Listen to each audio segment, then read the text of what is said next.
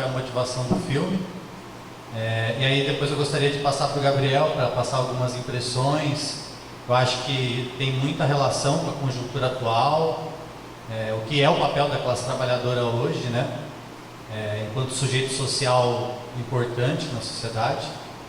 E bom, tentar ser o mais breve possível para passar para o Gabriel, aí ele faz uma abertura e depois a gente abre para o bate-papo, impressões, críticas, dúvidas que vocês quiserem falar.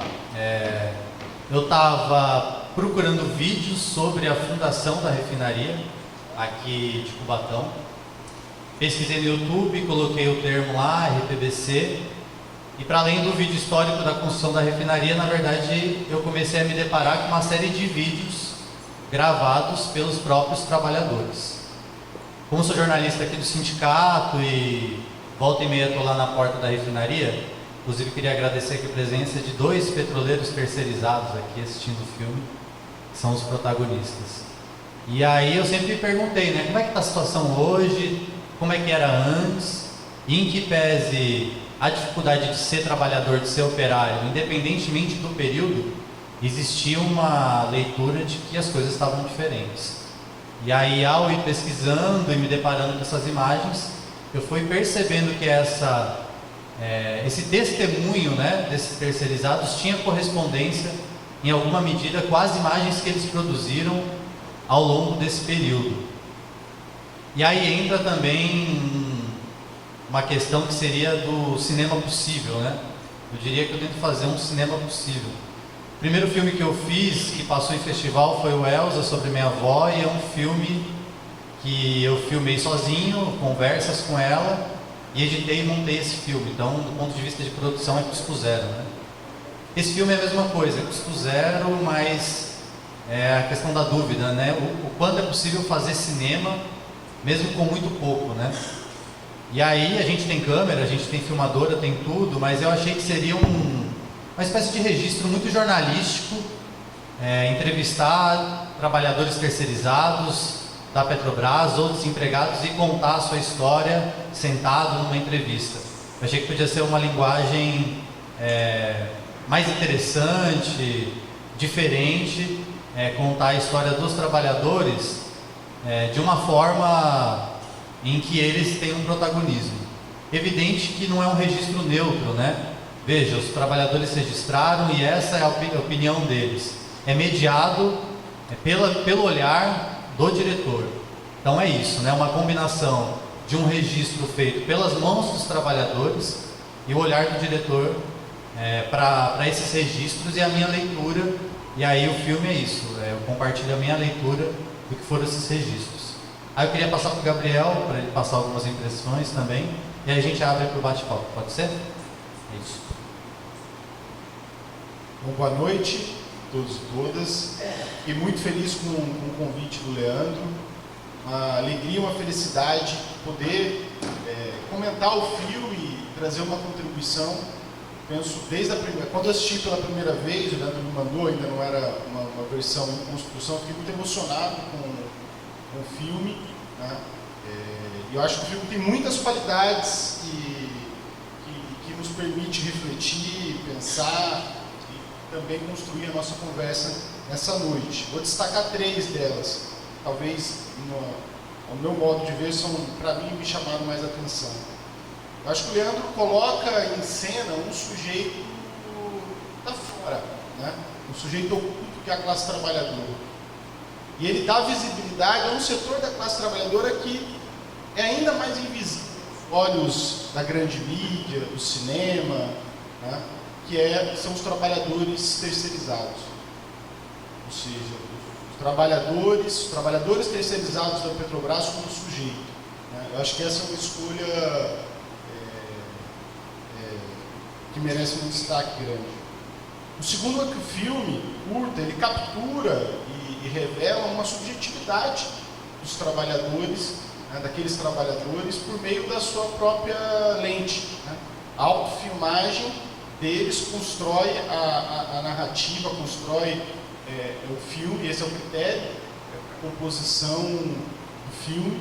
Então, ele, por um lado, ele coloca em cena ele coloca em cena uma classe oculta, ele coloca em cena um grupo de operários que aos olhos da sociedade, aos olhos da mídia, do governo, é uma classe, um grupo invisível, invisibilizado, mas coloca em cena pela própria lente, pelo próprio olhar desse trabalhador.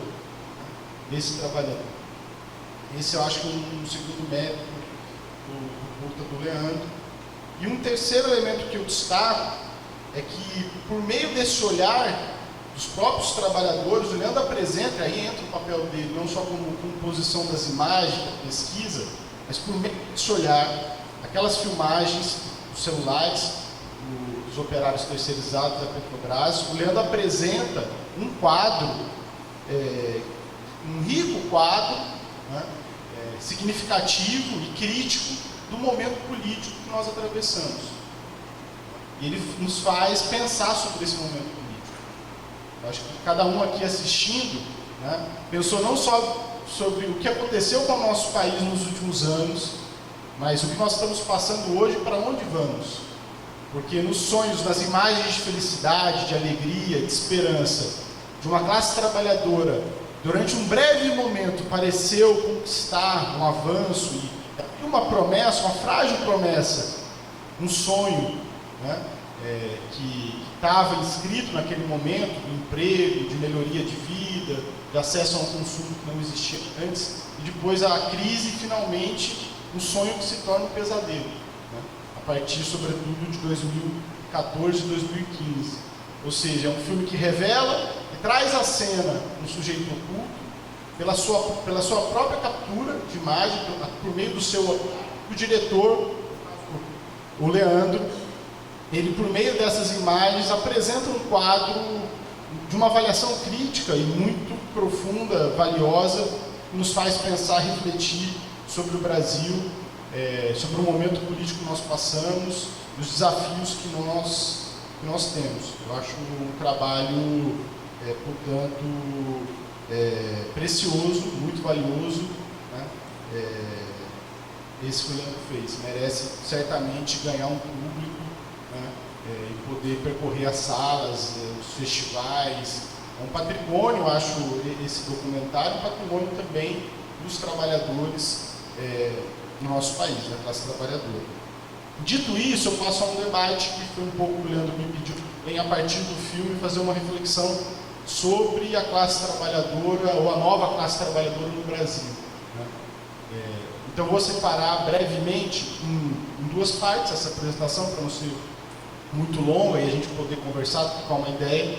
Eu fiz um estudo há 2 anos atrás sobre a classe trabalhadora no Brasil, suas principais características, e os dados que estavam consolidados até aquele momento eram os dados do IBGE até 2014, ou seja, um momento que antecede a crise, a explosão da grande crise econômico-social.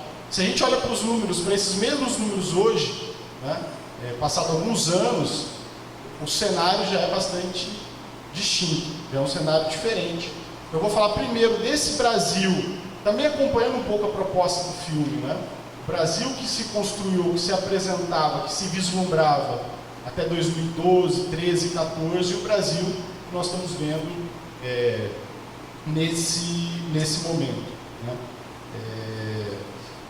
Uma primeira característica, pensando nos números do IBGE até 2014, né, é que a classe trabalhadora, o que nós entendemos como classe trabalhadora? Né? Classe trabalhadora a gente pode resumir de uma maneira muito simples, são aqueles que, não tendo os meios de produção, não são donos das empresas, das grandes empresas, das indústrias, do comércio, dos bancos, não tendo grandes empresas, para sobreviver são obrigados a vender a sua força de trabalho. Então, para sobreviver, sustentar a sua família, vende a força de trabalho para o patrão, e em troca recebe um salário, né? E com isso sobrevive. Isso é a identidade geral. A classe trabalhadora é composta por múltiplas profissões, funções, há diferenças salariais, há diferenças de condições de trabalho, mas essa característica que unifica os distintos setores, né, as distintas profissões que compõem a classe trabalhadora. Essa identidade que permite a gente ter um conceito que une as distintas camadas, os distintos setores, as distintas profissões, né?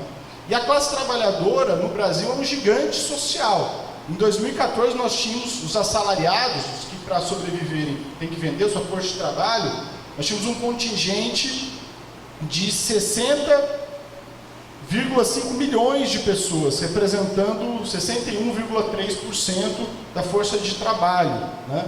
Além desses, com contrato, porque os 60 milhões em 2014 é aqueles com contrato de trabalho, além destes, nós tínhamos 6,4 milhões de trabalhadores domésticos, 21,1 milhões de empregados por conta própria, aqueles que não têm patrão, mas também não empregam ninguém, né? Que são os trabalhadores por conta própria, e mais 7 milhões de trabalhadores em outras ocupações.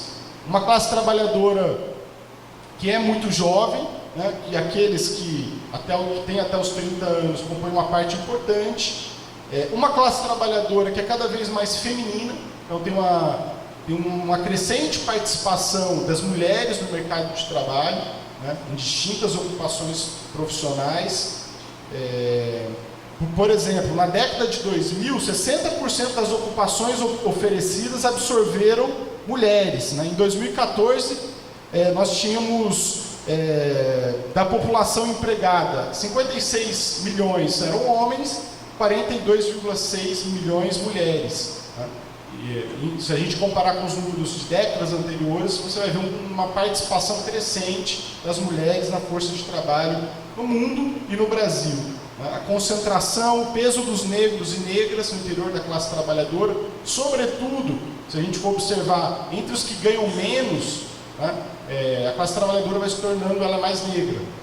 Sobretudo, mulheres negras. As mulheres negras estão na base da pirâmide, pensando as diferenças salariais no interior da classe trabalhadora, a gente vê o racismo como um fator estrutural e estruturante da realidade da formação social do nosso país. Por exemplo, as mulheres negras compõem a maioria das trabalhadoras domésticas, os trabalhadores negros são a maioria dos trabalhadores terceirizados ou com empregos precários no nosso país, né?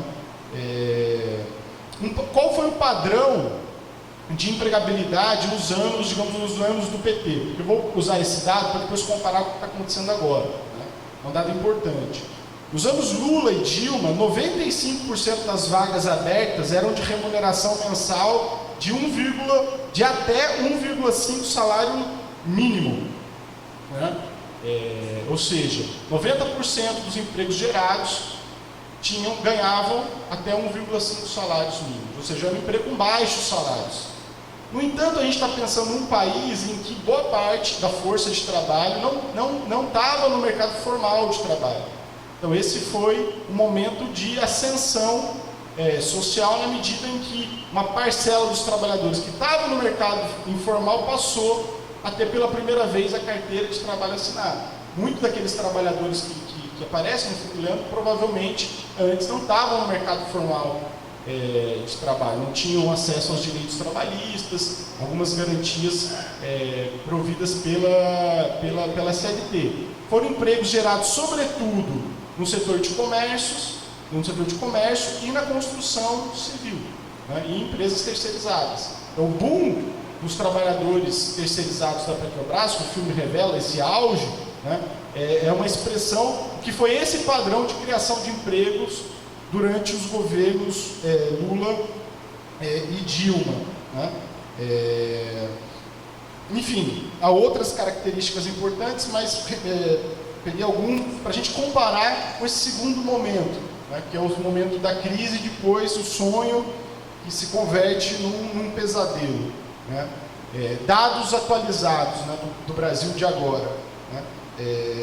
Esses dados sobre a extrema pobreza no Brasil foram dados divulgados agora no mês de outubro passado, né? Nós temos 13,5 milhões de pessoas no Brasil na condição de extrema pobreza. O que é a condição de extrema pobreza? São pessoas que têm a renda mensal de até R$ 145 reais por mês.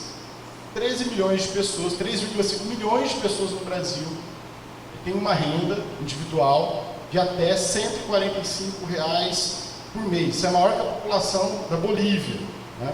De 2014 para cá, nós temos mais, se somar ao contingente que forma a extrema pobreza no Brasil, 4,5 milhões de pessoas. Então, da explosão da crise para cá, 4,5 milhões de pessoas entraram na extrema pobreza, né? A informalidade no Brasil cresceu bastante nos últimos anos. Então, nos anos 2000, nós tivemos um processo de redução da informalidade. Então, a participação dos trabalhadores com carteira, com contrato de trabalho, tinha aumentado. Ainda era expressivo o contingente na informalidade, mas estava diminuindo. A partir de 2013, 2014, a gente tem uma curva inversa. Ou seja, a informalidade volta a crescer no Brasil com muita força, né? O desemprego mais do que duplicou no Brasil. Nos últimos meses eles estão dizendo que o desemprego começou a cair no nosso país. Muito pouco, 11,8% de desemprego segundo o IBGE. Mas o pouco que caiu é decorrente de uma parcela que entrou, está trabalhando, mas está trabalhando como? Sem carteira de trabalho ou no trabalho por conta própria, na informalidade. Esse é o padrão de emprego no Brasil nesse momento, para além, claro, de um contingente muito grande de desempregados. E a desigualdade social no nosso país aumentou brutalmente, né? O Brasil já, historicamente, é conhecido como um dos países mais desiguais do mundo. Era muito desigual na época, no momento dos governos do PT, mas essa desigualdade se aprofundou brutalmente a partir de 2014, 2015. Um dado que chama atenção, né? Tem vários dados, às vezes fiz questão de citar aqui, que após a crise, os mais ricos no país tiveram uma elevação na sua renda média de 3,3%. Ficaram 3,3 pontos percentuais mais ricos, os mais ricos, mesmo depois da crise. Já os mais pobres ficaram 20% mais pobres. Ou seja, após a crise, todos perderam na crise? Não, os mais ricos seguiram se enriquecendo no nosso país, né? E os mais pobres tiveram um prejuízo, uma queda, né, nas suas condições de vida bastante grande. E nós tivemos nesse período, nós estamos vivendo esse período, né, de destruição de direitos, de conquistas históricas da classe trabalhadora. Nós tivemos a reforma trabalhista, né, que flexibilizou e retirou direitos conquistados em décadas, em um século de luta da classe trabalhadora no país. Mais recentemente, agora, a reforma da Previdência, o que vai significar que muitos trabalhadores não vão conseguir se aposentar, ou seja, vão morrer antes de ter acesso à Previdência Social, porque com desemprego alto, alta rotatividade, emprego precário, muitos empregos que não são com carteira de trabalho assinada, vai ser difícil o trabalhador somar ao longo da vida o tempo de contribuição exigido, né, pela legislação para que possa ter uma aposentadoria minimamente digna. Ou vão se aposentar com um salário mínimo, né, por idade, para ele chegar aos 65 anos. Garantir o tempo de contribuição num país onde o desemprego é muito alto, a informalidade é muito alta, passa a ser cada vez mais difícil, né? Nós tivemos também a lei da terceirização, que permite a terceirização irrestrita no nosso país. Antes era proibida a terceirização de atividade fim, foi legalizada, né? Agora estão tentando, o governo acaba de anunciar a ideia do contrato de trabalho, a carteira de trabalho verde e amarelo, né? Para os mais jovens, eles não teriam acesso a todos os direitos previstos na CLT. Se isso for instituído, vão demitir quem está no velho modelo e vão contratar no novo regime, né? Sob a nova carteira de trabalho, né, no país. O que é mais absurdo, que foi anunciado pelo Paulo Guedes, que eles querem taxar os desempregados, né? Então, eles querem desonerar os patrões, mas o desempregado teria 7,7% do seguro-desemprego e iria para pagar o INSS. O cara já acabou de ficar desempregado, está numa situação difícil, e o governo vai taxar quase 10% das 5 parcelas que ele tem do seguro-desemprego no máximo. O governo quer taxar, porque é inédito no mundo, né? Uma coisa assombrosa essa proposta do Paulo Guedes. Então, nesse contexto onde há retirada de direitos, aumento do desemprego, aumento da desigualdade, o resultado vem sendo a diminuição do salário médio, o aumento da jornada real, efetiva de trabalho, a piora nas condições de trabalho, tanto no tocante às condições de saúde e de segurança do trabalhador, né? Fim do horizonte da aposentadoria pública, de modo que a precarização e a exploração vem sendo levada ao limite, né? E a promessa também, já um processo de privatização, né? Também tudo isso no combo do golpe, a proposta de privatizar tudo que for possível no nosso país, inclusive a Petrobras. E o modelo do Paulo Guedes, do Bolsonaro, vocês sabem que agora que eles pararam de falar isso eu vou concluir porque também uma provocação ao debate é o Chile.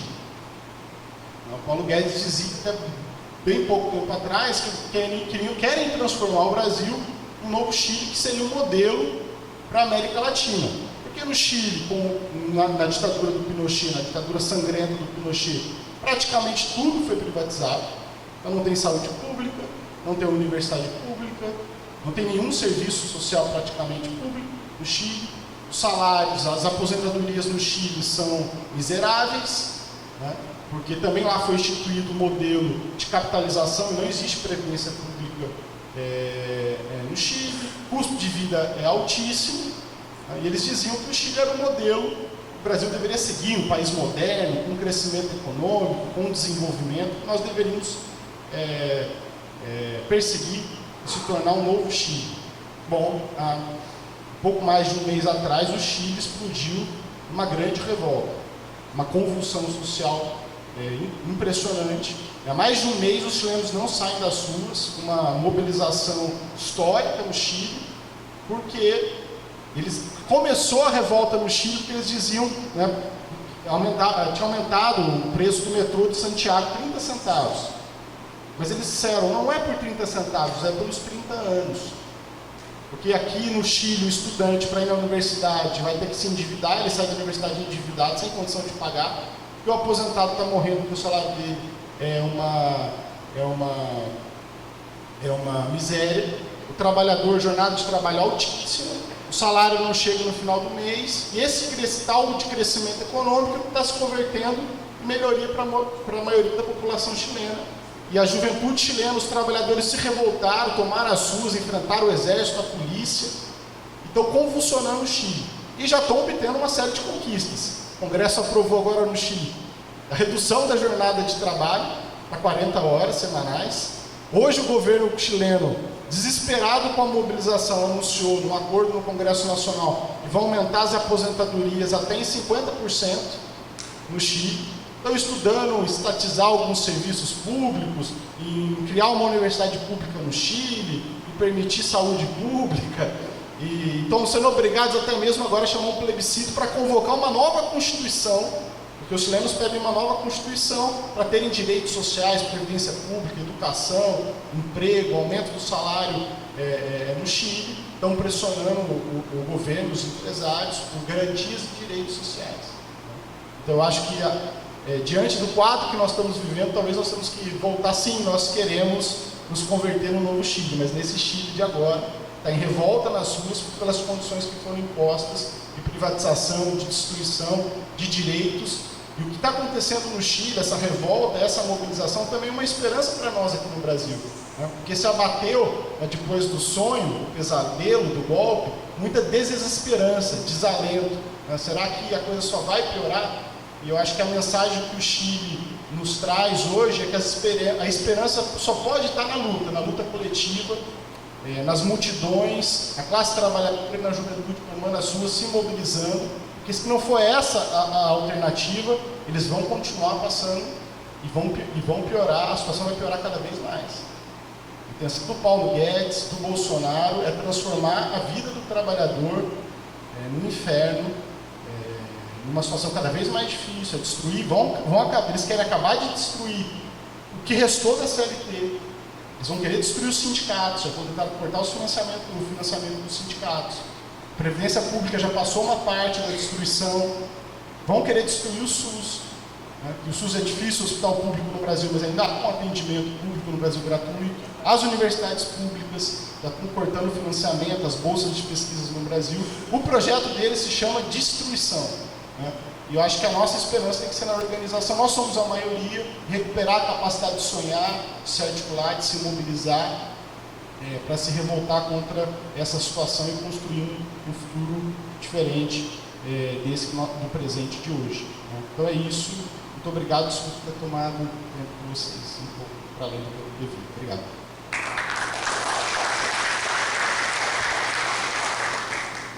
Eu vou tentar ser bem telegráfico e tentar não me alongar muito nos comentários políticos, de conjuntura, que eu acho que o Gabriel pode falar melhor do que eu, embora as coisas estejam muito cruzadas, né? Do que o Plínio falou, não sei se ele está por aí ainda, mas o Plínio falou da Lava Jato, né? Falar sobre o que foi o tema da Lava Jato no filme. Para mim foi um dilema muito grande, porque eu tentei ao máximo fazer um filme onde as imagens tivessem sentido por si só em relação ao seu significado, né? Existe um padrão na maior parte dos filmes e documentários das imagens serem uma ilustração da narrativa. Então eu teimei muito em relação ao tema da Lava Jato. Falei, como é que eu vou inserir a Lava Jato, falar sobre a Lava Jato, e não tem como não falar da Lava Jato quando você está falando da crise do país e da Petrobras. Mas assim, eu estava querendo falar do mundo do trabalho, do trabalhador, do operário. E a Lava Jato, querendo ou não, é um elemento externo à realidade do trabalhador. Mas apesar de ser um elemento externo, ela afetou diretamente a vida do trabalhador. Eu falei assim, bom, vou ter que inserir de alguma forma. Então a minha saída primeiro foi tentar ser o mais sintético possível, né? Não gastar muito tempo na Lava Jato, porque se ficasse perdendo muito tempo, perdia o foco do filme. E aí a escolha da tela preta, dos escritos, das cartelas, ela não é uma escolha só estética, é uma escolha política. Eu me recusei, naquele caso, a colocar imagens dos trabalhadores ilustrando o tema da Lava Jato. Então a tela preta é para mais ou menos dizer, ó, isso aqui é um elemento externo, afetou a vida do trabalhador, mas não coloquei imagens, né, ilustrando. Tentei não fazer isso. E fiz um recorte informativo, mas que não é informativo, tem um posicionamento político, né? Que foi, no final das contas, dizer, no final das contas, não importa muito qual que é o teu posicionamento político, se você acha que o Lula é santo ou não, se você acha que o Bolsonaro é santo ou não, se o Moro é herói ou não é. A Lava Jato tem um efeito concreto sobre esses trabalhadores. E foi milhares de demissões. E aqueles que ela julgou prender numa cruzada moral anticorrupção, não surtiu efeito nenhum. Então, isso é um fato concreto muito grande. Sobre a exibição do filme, existe um problema que eu, quando comecei a fazer filme para passar em festival, eu fiquei muito indignado, que é o seguinte: você faz um filme, se você quer passar nos festivais, você não pode fazer um liberou geral de jogar na internet para meio mundo e abrir, porque dá para entender também lá do festival. Como é que eu vou atrair um público para ver filme, sendo que esses filmes já estão todos na internet? Fora isso, eu faço uma brincadeira, 20 minutos de filme. As pessoas hoje em dia têm uma impaciência para ver vídeo de 1 minuto. Imagine eu ir na internet e falar, pessoal, fez um filme de 20 minutos sobre os operários, assiste aí, é mais difícil. Querendo ou não, o filme tendo uma trajetória nos festivais, acaba sendo uma chancela, acaba legitimando. As pessoas param e pensam, pô, será que vale a pena ver? Acho que vale. Ganhou lá o festival, Curta Santos. Agora, eu me disponho a exibir esse filme onde quer que seja. A galera quiser, eu mostro. E também eu sei que não é todo mundo que tem condições de ver ou de organizar uma exibição. Então é só chegar, falar comigo que eu passo o link do filme com a senha, e aí pode mandar para as pessoas que achar adequado mandar. Mas é claro que é sempre importante valorizar esse espaço. Ainda sobre esse espaço da questão do Plínio, esse público aqui é um público ótimo, acho que é sessão cheia. Algumas pessoas podem achar que não, mas o principal do Cine Debate, eu já falei com o Fábio, é frequência, regularidade. Não importa o tamanho do público, tem que ter sempre. E aí, às vezes vai ter mais pessoas, às vezes vai ter menos. Mas eu acho que 20, 30 pessoas é um bom público para um filme que não é comercial. A gente sabe que o nosso olhar é treinado para outro tipo de filme. E inclusive eu acho que é importante porque não é fácil fazer cinema. Tem um documentarista que é um dos que eu mais admiro, que eu tentei me inspirar um pouco nele, que é o Harun Farok. Ele fez um documentário muito bom chamado Videogramas de uma Revolução. Hoje é visto como um dos principais documentários da história do documentário de arquivo de imagens. A sessão de estreia que foi em Berlim tinha 2 pessoas. Então assim, né? Eu tô melhor que ele hoje aqui. Que mais? Deixa eu ver, para terminar a minha parte. O filme ele tem uma tendência e ele não nega essa tendência. Qual que é a tendência? Existia um momento de ascenso, existia uma correspondência do sentimento da classe com esse ascenso, que era de alegria, e existe um momento de queda, e tem uma correspondência com o sentimento da classe trabalhadora, que é de dizer, a empresa onde eu trabalhava mudou, não é a mesma. Agora, o filme, por trás dessa tendência, que é o principal dele, ele tem subcamadas. Eu queria fechar minha parte discutindo elas. Ceará, o Ceará está aqui, trabalha na refinaria há quantos anos, Ceará? 23. 23 anos de refinaria, trabalha na manutenção, petroleiro terceirizado. Trabalhou em muitas empresas, sofreu calote de algumas delas. Tem ação na justiça, conta de ruído, certo? Buscando seus direitos. Trabalhador terceirizado tem dificuldade para tirar férias, que uma empresa sai, a outra entra, não vai falar, beleza, tira uma férias aí, vai descansar. E trabalha em área operacional. Por que eu estou dizendo isso? Que independente dessa tendência, que é o foco e o principal do filme, a gente não pode também deixar de lado que mesmo nos anos do PT, e mesmo durante todo esse período, a realidade do trabalhador terceirizado sempre foi difícil, sempre foi ruim. Agora, existe essa tendência e a gente não pode negar ela, que é o fato de que agora está muito pior. Agora, o que tinha de antes de já contradição, que também a gente tem que pensar para refletir o hoje. O trabalhador está lá na torre feliz da vida, mas é um trabalho perigoso. O pessoal feliz com Lula é na refinaria de São José dos Campos. Não sei se todos perceberam.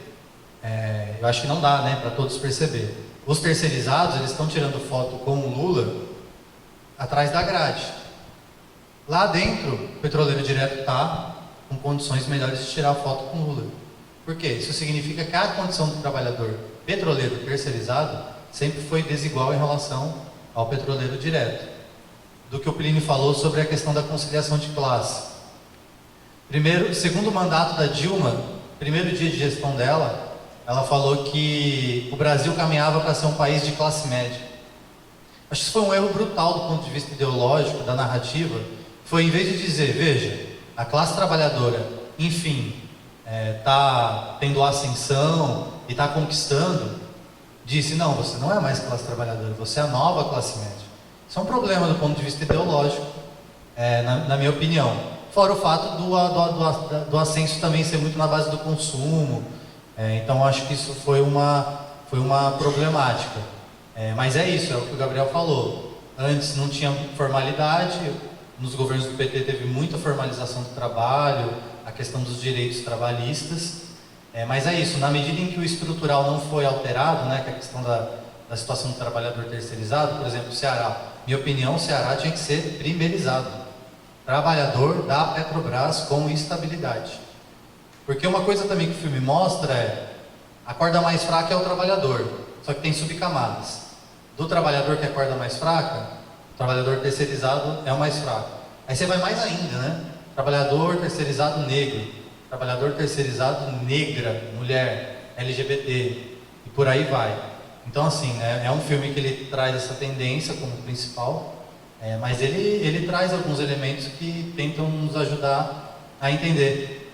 Só para terminar, eu acho aquela cena do Lula, um ato vazio, muito significativa. Naquele momento ele ainda insiste na conciliação, porque ele fala, o gerente aqui, o dono do estaleiro, ele tinha que estar aqui, companheiros, trabalhadores, a gente está numa situação de crise, a gente tem que sair dela junto. Minha opinião, não tem como buscar aliança com o dono do estaleiro, ele está do outro lado. Então assim, enquanto houver uma insistência nesse sentido, eu acho que a gente não vai ter muita saída. Eu não sei se eu... Alô, queria agradecer o Nicolini e o pessoal que está lá no Litoral Norte também, dizer que total disposição para exibir lá no Instituto Federal. E aí eu queria passar para o Gabriel. Não, legal, agradecer as perguntas, as questões levantadas são importantes. Sobre o Lava Jato, eu acho que um dos méritos do filme do Leandro, por isso emociona, o jornal falou que isso emocionou, é porque ele é muito... Ele traz vários significados sobre o que nós vivemos no último período, né? E um deles, sobre as lentes, com as lentes, por meio das lentes dos próprios trabalhadores. E uma dessas lentes é a face da Lava Jato, que foi, talvez, os prejudicados mais diretamente por tudo que aconteceu a partir de 2013, 2014, que foram centenas, mais de 100 mil, quase 200 mil trabalhadores e trabalhadoras que perderam seus empregos. O que aconteceu com a vida dessas pessoas de lá para cá? Né? Que estavam na construção civil, na manutenção, construindo refinarias, navios, plataformas. Para onde elas foram? O que aconteceu com as suas vidas? Tinham filhos, tinham casa, tinham prestação, contas para pagar, sonhos. Né? E a face ou seja, das pessoas, de milhares de trabalhadores que perderam, né? Tem uma parte muito bonito do filme, que ele fala, a gente estava aqui trabalhando dando nosso suor, não tem nada a ver com a roubalheira do dono da UTC. Só que o dono da UTC provavelmente fez um acordo de delação com a Lava Jato, entregou quem que a Lava Jato pediu para ele entregar, sendo verídico ou não, passou 2, 3 meses na cela e depois foi viver na mansão, certamente com um patrimônio, assim como outros, né, todos esses empreiteiros, ficaram muito pouco tempo presos. Muito pouco tempo preso, quase todos, né, por meio do acordo de delação. Já os trabalhadores, essa grande massa que foi demitida, certamente até hoje estão sofrendo pelas consequências do que foi feito lá atrás. Né? Então acho que o filme ele é revelador de vários aspectos cruciais. Né? A Lava Jato ele revela muito também sobre o modelo que foi o modelo de crescimento daquele período e quais foram os limites daquela experiência dos governos do PT. Eu acho que a gente tem que pensar isso para a gente pensar no nosso futuro, qual é o nosso projeto também de país. Porque é inegável que existiram alguns avanços naquele período. Né? Houve um avanço no emprego, houve um avanço no consumo, houve um avanço, por exemplo, nas universidades. Agora chegamos a um dado interessante divulgado semana passada, que pela primeira vez na história do país, mais da metade dos alunos das universidades federais são negros e negras. 20 anos atrás, era uma porcentagem altíssima de brancos num país onde pelo menos metade da população é negra, descendente, afrodescendente. E essa camada, que era a maioria, porque nos Estados Unidos os negros são minoria da população, formam 20%, no Brasil não, são maioria. Mas não estavam na universidade pública. Houve alguns avanços, mas não existiram mudanças estruturais. Não existiram mudanças estruturais e se pagou um preço, tanto por não ter tido essas mudanças estruturais e também porque se perdeu muito no terreno da organização e da consciência do trabalhador. Né? Se perdeu muito. Então a promessa do Lula, do PT, era a promessa de que era possível ricos e pobres, empresários e trabalhadores, todos ganharem. E o Brasil perseguir um caminho de ascensão permanente, né, até o infinito. O Brasil se tornar um país desenvolvido, uma potência. A conciliação, né, ela foi possível até um certo ponto onde havia o quê? Crescimento econômico. Até esse momento que o boom das commodities, o preço do petróleo, o preço do minério, o preço dos grãos, do agronegócio, permitia que o rico ficasse mais rico e o pobre ficasse menos pobre. Foi esse o momento que nós vivemos no país naquele momento. Parecia que todo mundo estava feliz, todo mundo estava ganhando um pouco. Os ricos ganhando mais ainda, mas que embaixo estava melhorando um pouco a vida e falou, minha vida está progredindo, eu estou melhorando. E essa era uma sensação real, correspondia a um processo real. Mas quando terminou a fase de crescimento, aí os ricos falaram que não, agora vai ter que tirar de baixo, porque eu tenho que continuar na minha situação. Né? E aí se fez escolhas. Né? Vocês lembram da escolha que fez a Dilma depois da eleição de 2014, que foi iniciar. Na eleição ela falou uma coisa, falou que não ia aplicar o ajuste, que o Aécio ia aplicar. Depois que ela foi eleita, ela aplicou o ajuste. A crise se acentuou, perdeu base de apoio popular, e aí quando veio o golpe da direita, que a direita começou a se organizar para dar o golpe que continua até hoje, a esquerda não tinha o quê? Força nas ruas para defender, para se contrapor aquele golpe, né? E o que foi pior, acho que o companheiro trouxe uma reflexão importante, que essa divisão na própria classe trabalhadora. Uma parte importante dos trabalhadores, no Nordeste não, foi menos, mas no Sul e Sudeste votou no Bolsonaro. Votou naquele que hoje está destruindo os seus direitos, que está destruindo a Previdência, provavelmente vai se aposentar muito mais tarde ou não vai se aposentar, está destruindo os direitos trabalhistas, enfim, e vai seguir até o final do mandato. Tomara que ele não chegue até o final do mandato. Muitos votaram no Bolsonaro, porque foram convencidos por uma ideia. Qual foi a ideia que eles convenceram a maior parte da população? Que o problema no Brasil não era a desigualdade. O problema no Brasil não era que o Itaú, o Bradesco, que segue lucrando um absurdo, ganha tudo isso e o trabalhador ganha um pouco. Que as empresas públicas, o problema da corrupção não era se um ou outro estava ganhando, é que as empresas públicas estavam servindo ao lucro de construtoras, de corruptos. Ou seja, nós tínhamos que ter uma outra lógica de funcionamento da gestão pública no nosso país. Os trabalhadores precisavam obter conquistas mais estruturais, mais de fundo. Não foi essa a conclusão. A conclusão é que o país chegou na crise porque a esquerda é corrupta. É um bando de corrupto e governava, era uma quadrilha, e para o Brasil melhorar tem que colocar esse bando de corruptos, essa quadrilha na cadeia, transformar o Lula num demônio, né, que é ocupado por toda a desgraça, prende ele, e vai chegar um homem com ordem, colocar ordem na casa, com os militares, acabar, fazer a faxina no país, e o Brasil vai voltar a crescer. Muita gente foi convencida disso. Eu acho que nós temos que acompanhar agora a experiência dessas pessoas e conversar com elas sobre o que está acontecendo. Porque, e agora? O Bolsonaro vai completar um ano, já tinha tido o Temer, como é que está a vida? Está melhorando? Qual é a perspectiva do trabalhador? O que ele anuncia? Que medida? A situação do desemprego, a situação do salário, a situação dos direitos, a situação da educação, a situação da saúde. Ontem ele falou que o desmatamento no Brasil era questão cultural. Né? Então, a destruição da Amazônia atingiu um nível recorde. Falou que era uma questão cultural. Derramamento de petróleo no litoral, uma das maiores tragédias ambientais no Brasil, que o peixe pode comer peixe tranquilo, que o peixe inteligente foge das manchas de óleo. Tudo que ele anuncia para o trabalhador é retirada de direitos. Eu acho que nós temos que conversar com esses trabalhadores sobre qual é o significado, o objetivo desse governo para aquilo que o Juvenal falou, para buscar unificar. Aí, João, do ponto de vista, eu acho que nós temos que discutir no movimento sindical, é importante, se faz sentido hoje, nós temos quantas centrais sindicais tem no Brasil? Não sei, quase 10, 7, 8.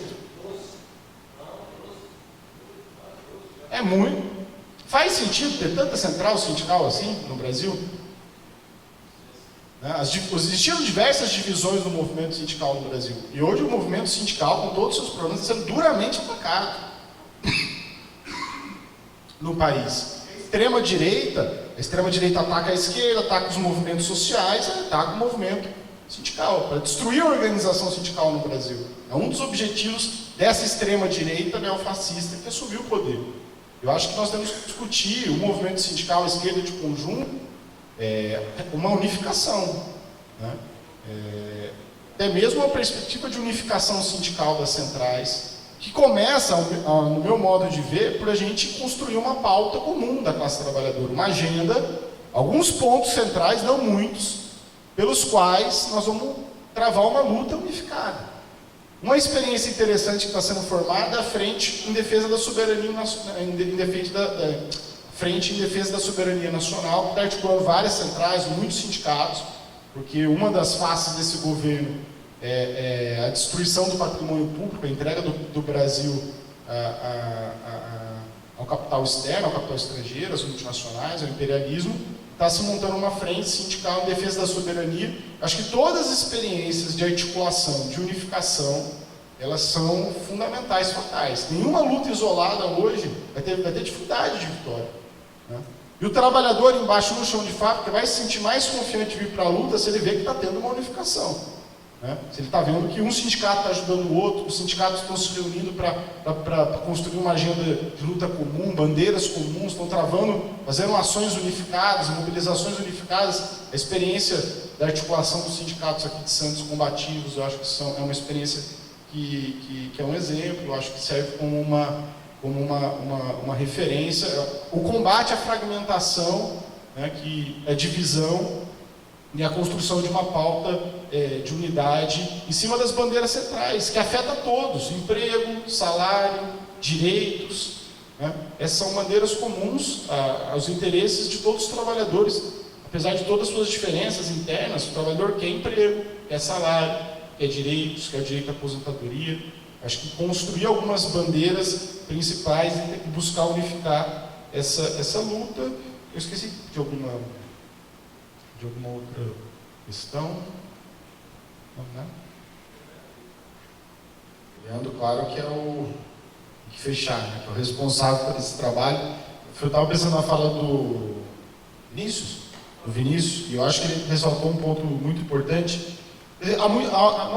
Há talentos, né? Mas são poucas vezes os talentos estão a serviço daqueles que estão invisibilizados, né? Eu acho que o Leandro é uma mistura, e o principal, acho que é de ter um talento como ele tem, não, são poucos que têm, e colocar esse talento a serviço dos trabalhadores, né? Isso é raro, eu acho que isso é muito raro, e eu acho que isso tem que ser muito aplaudido mesmo, né? Porque isso não é muito comum. E a gente ter uma pessoa da qualidade, e vocês aqui, os petroleiros, os trabalhadores da Baixada Santista, poder contar com o trabalho de um artista que faz isso pensando de dar voz, de dar vez, de colocar em cena, como ele fez no filme, esses trabalhadores que serão vídeos perdidos no YouTube, né? E fazer esse trabalho de pesquisa e a gente poder refletir sobre o país, sobre o passado, o presente e o futuro, pensando nesses trabalhadores, no que eles falaram, no que eles presenciaram, naquilo que eles filmaram, né? Acho que esse é a composição artística desse curta, a genialidade, a preciosidade dele. Em 20 minutos, nessas imagens, nessa colagem de imagens de celular, né, imagens assim imprecisas, de baixa qualidade, poder alimentar todo esse debate, toda essa reflexão. Eu acho que é um filme, um belo trabalho. Depois de passar as sessões das apresentações em festivais, acho que tem que fazer uma divulgação nas redes importante dele, fazer patrocínio, levar, compartilhar, para que ele possa alcançar um público maior, sem dúvida nenhuma.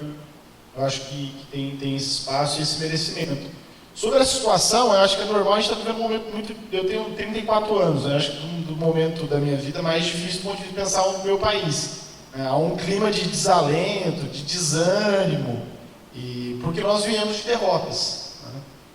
Nós viemos de derrotas nos últimos anos e a gente está vivenciando tudo. Então, nesse momento de dificuldade, é mais difícil ter esperança. As coisas podem ser diferentes. Mas, como já diz o velho ditado, não há mal que dure para sempre. Pode ser que ele dure um pouco mais ou um pouco menos. A nossa tarefa é de reinventar a vida desse mal que está assolando o nosso país hoje. Mas, sobretudo, quando eu peguei o exemplo do Chile, né?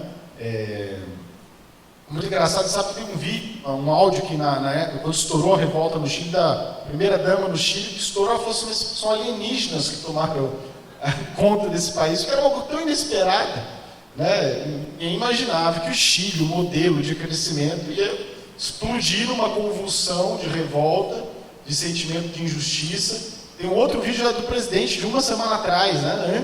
Dias antes, dizendo: o Chile é um modelo, aqui é estabilidade social, aqui, diferentemente da América Latina, não tem as revoltas, essas mobilizações. Passaram uns dias, a coisa virou, explodiu daquela maneira, né? Porque eu acho que no Brasil, a gente estava falando de todo um retrocesso ideológico, né? Que foi, por exemplo, uma parte importante dos trabalhadores acreditarem no Bolsonaro, votarem no Bolsonaro, motivado até pelo um ódio que adquiriram do PT, da Dilma, o discurso que foi construído pela Lava Jato. Mas esses mesmos trabalhadores que de alguma maneira acreditaram nesse projeto de extrema-direita vão fazer uma experiência com esse projeto.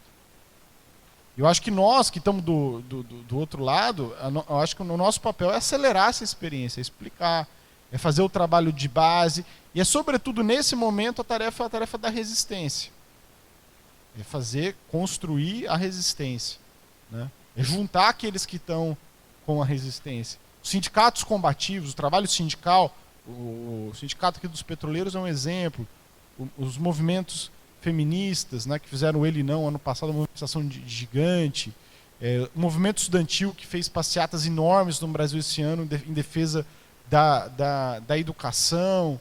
Nós temos que juntar todos e todas os distintos espaços de resistência.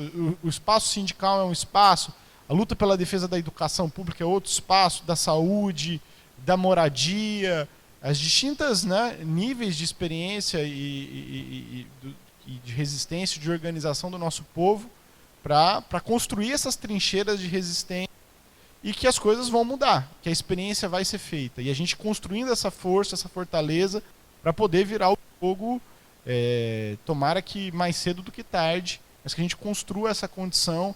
Eu acho que essa é a tarefa. E é sobretudo, quando a maré virar, porque eu acho que vai virar, né?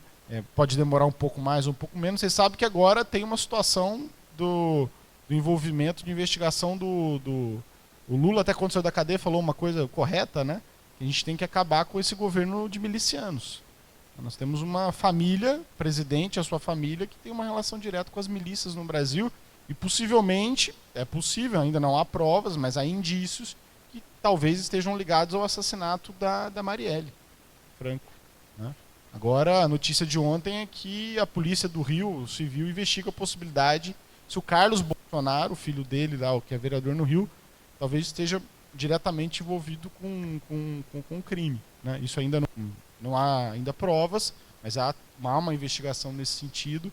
Esse é o tipo de gente que está no poder governando esse país, né? É contra eles que nós vamos ter que construir a resistência para lutar e vencer. É isso, muito obrigado. Parabéns, Leandro, pelo trabalho e por vocês pela paciência e também de estar prestigiando aí o trabalho. Obrigado.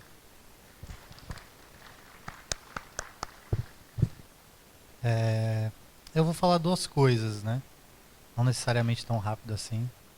É o último esforço de vocês. Uma coisa do Fábio, né? O Fábio não teve acesso à sinopse e aí achou que o filme era outra coisa, né?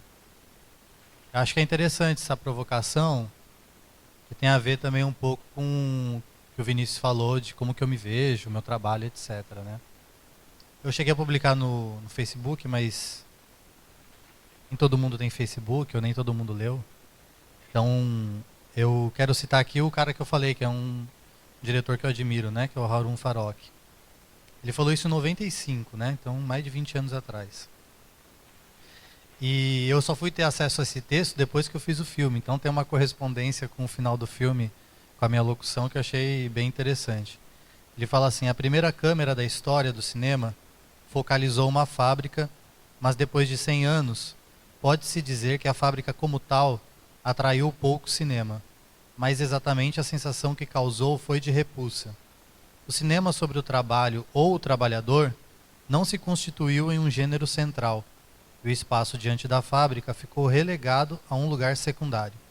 A maioria dos filmes narra aquela parte da vida que se dá depois do trabalho. Quase tudo que ocorreu na fábrica nos últimos 100 anos, palavras, olhares ou gestos, escapou à representação cinematográfica. Acho que é importante essa constatação.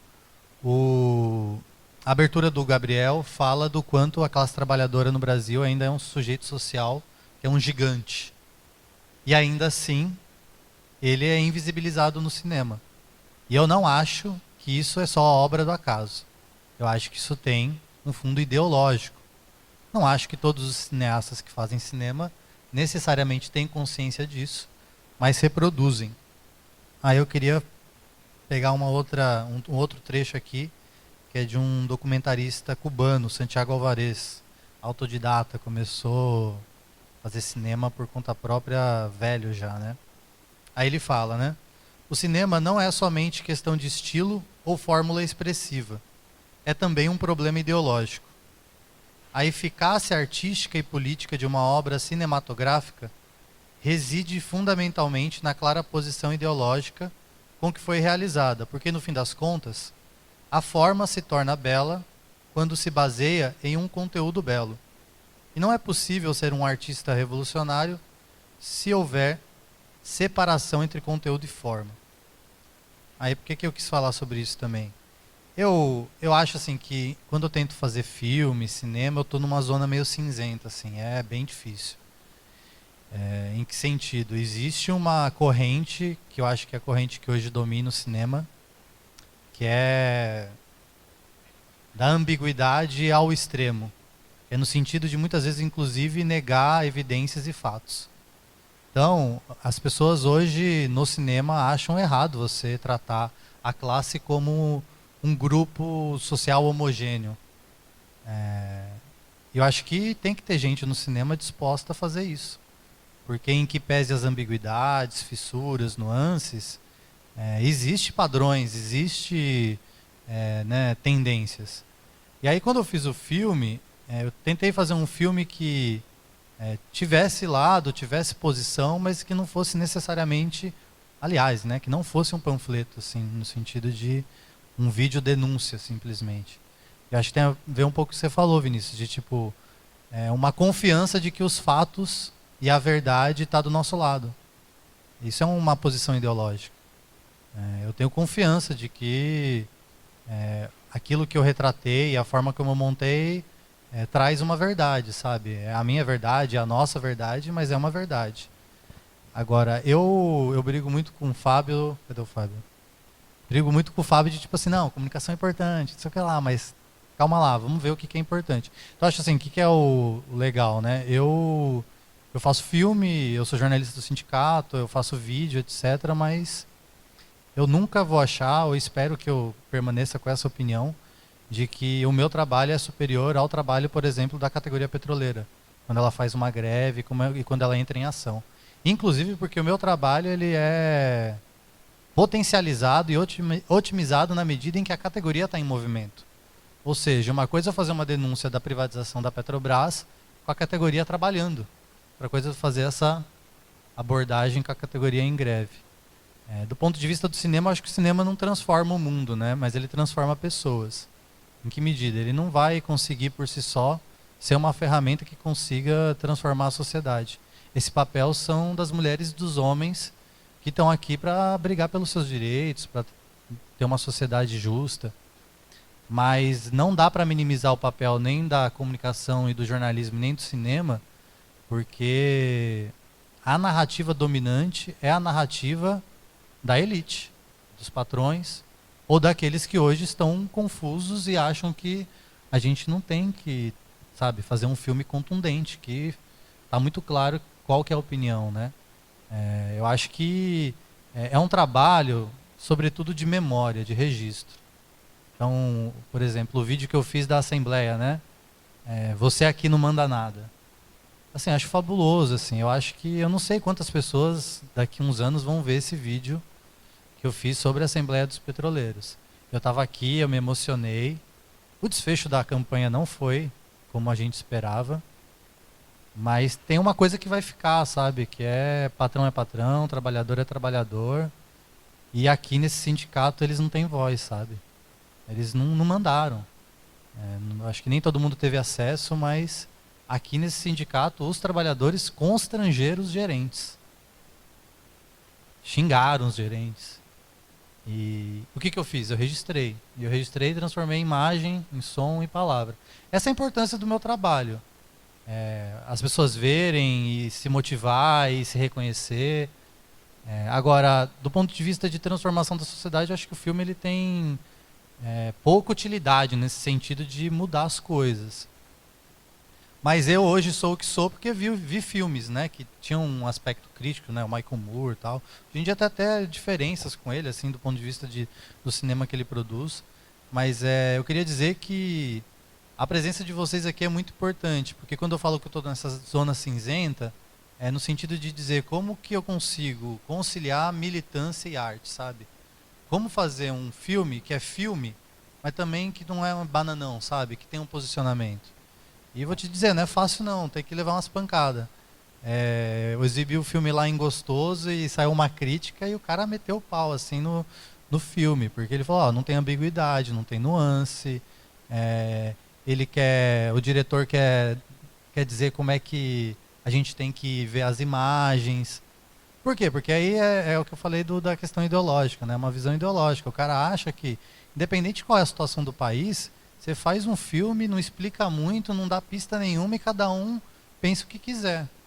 Quando eu terminei o filme sem narração, eu compartilhei com algumas pessoas próximas, minha companheira, amigos, falou, não, cara, não dá para entender muito bem o que é isso aqui. Tem que ter uma contextualização, né? E aí isso eu acho que tem a ver de não ser egoísta, da arte pela arte, sabe? Essa coisa que, inclusive, abriu espaço para o que o Bolsonaro fala e a Secretaria de Cultura dele fala. São filmes feitos pela esquerda, para a esquerda, isso, aquilo. Por quê? Porque eu acho que boa parte do cinema hoje não se preocupa muito com isso, sabe? Com quem dialoga. Que tem a ver com, vamos levar para a periferia, vamos levar para os bairros. Eu acho que eu sou hoje uma pessoa em construção. O que vocês estão vendo é isso. É um cara tentando fazer filme e na tentativa e no erro, sabe? E eu acho que em alguma medida está dando certo. Tanto porque tem uma verdade no filme e uma empatia. Acho que antes de tudo é isso. É um filme de empatia pelo trabalhador, pela situação dele. Independente de qualquer coisa. E que está tentando fazer alguma coisa que faça sentido do ponto de vista artístico também, né? Porque enquanto denúncia, eu já faço isso pelo sindicato, já faço isso na minha militância. Mas é um trabalho, cara. Vou te dizer que não é fácil, não. Mas acho que está dando certo e essa exibição aqui, eu acho que é um exemplo disso. Eu acho que o filme pode ajudar as pessoas a refletirem, mesmo que poucas pessoas vejam no futuro, vai ter uma alternativa à narrativa dominante, sabe? É isso. E a gente produz muita imagem hoje em dia no mundo, né? Tem muita imagem.